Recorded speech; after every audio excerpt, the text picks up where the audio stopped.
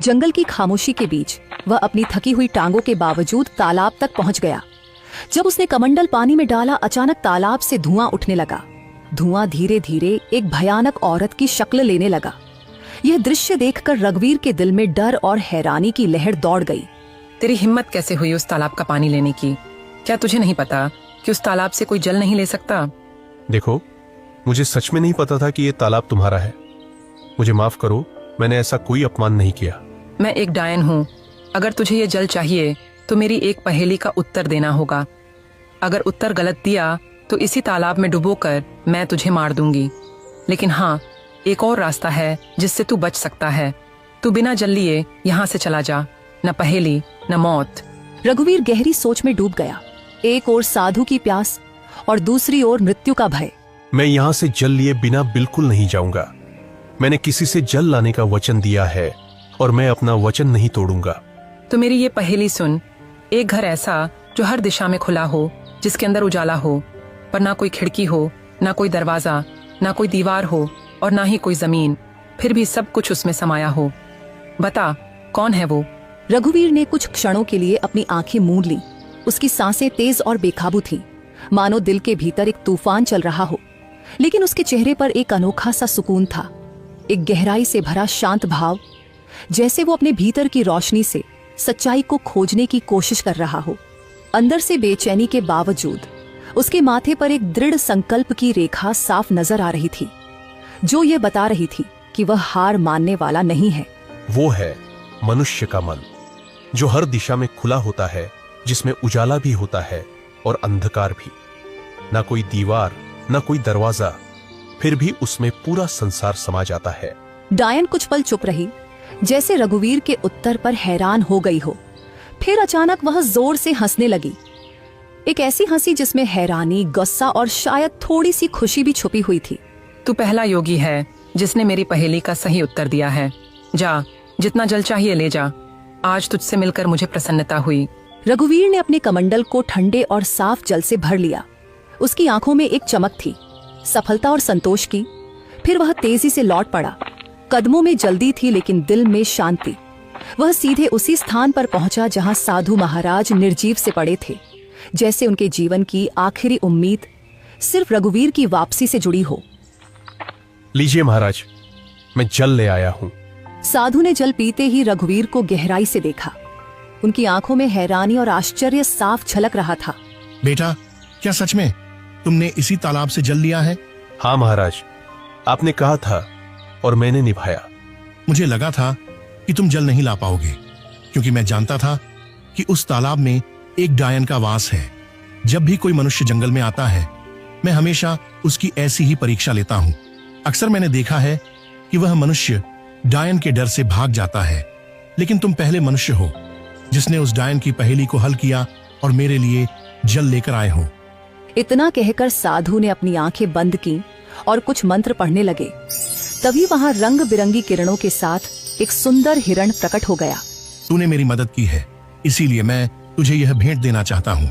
साधु महाराज, इतना तो मुझे पता चल गया है कि आप कोई चमत्कारी साधु हैं, परंतु मैं इस हिरण का क्या करूंगा महाराज? इसे अपने घर ले जा और अपनी बेटी की तरह पाल इसे। और याद रख, यह हिरण तेरी किस्मत बदल देगा।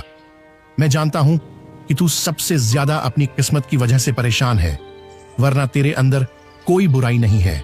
तू मेहनती लोहार है, तेरे मन में कोई लालच नहीं है और तू दूसरों की मदद करने वाला भी है। इतना कहकर साधु वहां से चले गए। रघुवीर ने उस हिरण को सावधानी से उठाया और अपने घर ले आया। हिरण की सुंदरता और चमक देखकर रघुवीर के दिल में नई उम्मीद जगी और उसने ठाना कि उसकी रक्षा करेगा और अपनी किस्मत बदलने की कोशिश करेगा। अरे, ये हिरण आपको कहाँ से मिला? रघुवीर ने सारी कहानी राधा को सुनाई। हमारे घर तो वैसे ही खाने के लाले पड़े हैं। साधु महाराज को अगर देना ही होता तो धन देते। इस हिरण को क्यों पकड़वाया? हाँ, अब साधु महाराज ने कुछ सोच समझ कर ही दिया होगा। उन्हें भी तो हमारी इस हालत के बारे में अच्छी तरह पता था। तभी वहां रतन आ गया। पिताजी, यह हिरण वाकई बहुत अच्छा है। मेरे साथ तो अब गांव का कोई भी बच्चा नहीं खेलता, क्योंकि हम गरीब हैं ना। लेकिन अब मैं इस हिरण के साथ खेलूंगा। इतना कहकर रतन हिरण को लेकर घर से बाहर चला गया और खेलने लगा। हिरण इतना सुंदर था कि जिस किसी की भी नजर उस पर पड़ती उसका मन मोह जाता। अगले दिन जब रघुवीर अपने दुकान पर जाने की तैयारी कर रहा था, तभी गांव का जमींदार उसके घर आ पहुंचा। आप तो जमींदार हैं, मेरे घर पर क्या करने आए हैं? इससे पहले तो आप कभी नहीं आए। भला मुझ जैसे गरीब के घर में आपका क्या काम है? हाँ, बात तो तू सही कह रहा है रघुवीर, लेकिन बात यह है कि आज मैंने तेरे बेटे यानी रतन को एक हिरण के साथ खेलते देखा है। वह हिरण वाह वाह वाह बहुत ही सुंदर था, और तू जानता है कि मुझे जानवरों को पिंजरे में रखने का कितना शौक है, तो मैं वह हिरण खरीदना चाहता हूँ। राधा यहाँ सुनकर चौकस हो गई। वह कुछ कहने ही वाली थी कि माफ कीजिए, मैं वह हिरण आपको नहीं बेच सकता। अरे भाई, मैं तुम्हें इसकी अच्छी कीमत दूंगा।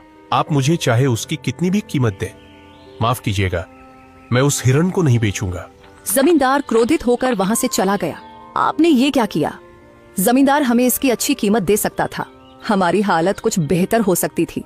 मैं यह हिरण नहीं बेचूंगा राधा, क्योंकि यह हिरण मुझे साधु महाराज ने भेंट किया है, और भेंट की हुई वस्तुओं को कभी बेचा नहीं जाता। कुछ दिन ऐसे ही बीत गए। रघुवीर और उसका परिवार हिरण से इतना जुड़ गया था कि उसे छोड़ने का ख्याल भी नहीं आता था।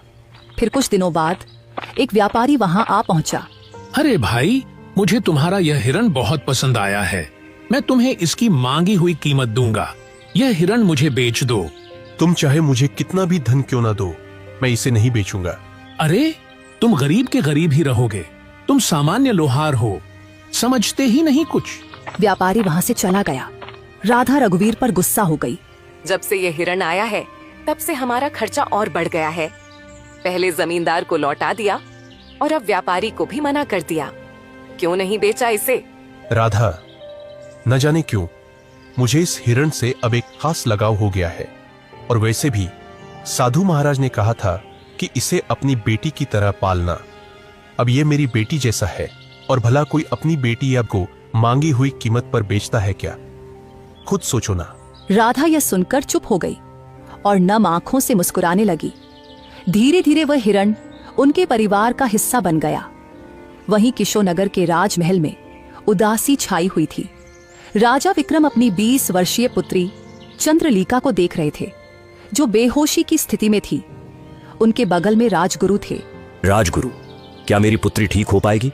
मैंने राज्य के बड़े बड़े वैद्यों को दिखाया, लेकिन कोई फायदा नहीं हुआ।